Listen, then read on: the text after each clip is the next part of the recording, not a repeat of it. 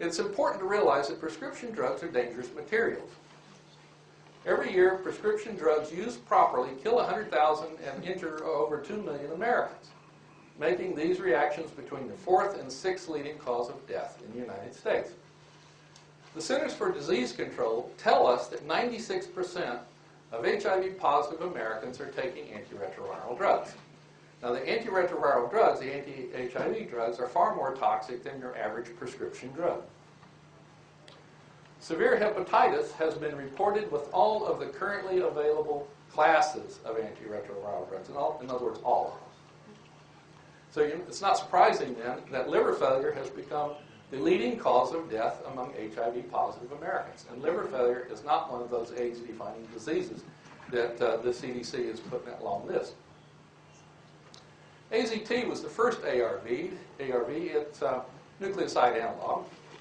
Peter Duesberg here ordered a bottle of AZT from Sigma Chemical Company, and you see this little Jolly Roger up here that's on the label. And the warning label reads, toxic by inhalation in contact with skin and if swallowed. Target organs, blood, bone marrow. If you feel unwell, seek medical advice. Show the label where possible. Wear suitable protective clothing. Now, if you're HIV positive, your AZT comes in a bottle that looks like this. No skull and crossbones. No warning to wear suitable protective clothing, etc., etc. No Joey Jojo. No, the nucleoside analogs are the backbone of the ARVs. They're still the backbone. Usually two of these guys are in the combination that people take. They were developed in the 1960s as cancer chemotherapy. They are cytotoxic, which means they're cell poisons. They're designed to kill dividing cells. AZT was never used as cancer chemo because it was too toxic. Therapeutic index was just too narrow. The therapeutic value and the toxic value were so close that they didn't use it for chemotherapy. A doctor who prescribes nucleoside analogs for life to a cancer patient would be guilty of malpractice and probably lose his license. But if you're HIV positive or have a Bangui disease, the standard of care is to treat you with these drugs for life. Here's just a short list of some of the diseases, including death, that are caused by the antiretroviral drugs. These on the left include AIDS-defining diseases, immunodeficiency, leukopenia, fever, and so on and so forth.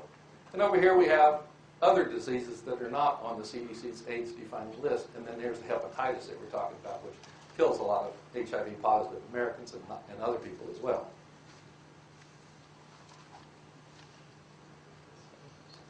So, you might ask, given all those bad things about the antiretroviral drugs, aren't the HIV drugs worth the risk? There is not a trace of scientific clinical evidence that the antiretroviral drugs save lives. How do we know this? Well, the drug companies tell us. The prescription information that comes with Glaxo's Zygen, for example, says this. You can lay your hands on it, and you'll find this in there. At this time, there is no evidence that Zygen will help you live longer or have fewer of the medical problems associated with HIV and AIDS. Merck's protease inhibitor, Crixivan, is no more encouraging. It says, it is not yet known whether Crixivan will extend your life or reduce your chances of getting other illnesses associated with HIV.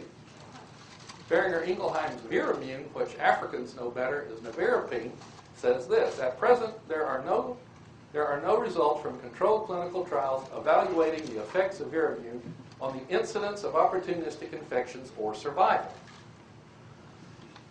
And then we have Glaxo's Combivir, which is a mixture of two antiretroviral drugs. And it says there have been no clinical trials conducted with Combivir. Believe me, I was in the pharmaceutical industry for a long time. If there was even a shred of evidence that these things promote life or improve the quality of life, they would be plastering that everywhere. They would not have that in here. AIDS peaked in the USA years before the availability of so-called highly active antiretroviral therapy became available. This is the Centers for Disease Control data. You can see that AIDS peaked around 1992. Here's the years down here. Years before, as I said, the appearance of HART, H-A-R-T, which is shortened to ARV these days for antiretroviral drugs. And the important thing to notice here is that there was a natural decline in AIDS and AIDS deaths prior to the appearance of these antiretroviral drugs, these combination drugs. But even more sinister, I guess, is notice that within months after the appearance of these ARVs, the natural declines in AIDS and AIDS deaths stopped abruptly. This is exactly the opposite of what you would expect if these drugs were actually promoting health and reducing mortality. In fact, the CDC's own data makes a strong case for the fact that the antiretroviral drugs are very dangerous things. They're causing AIDS and killing people.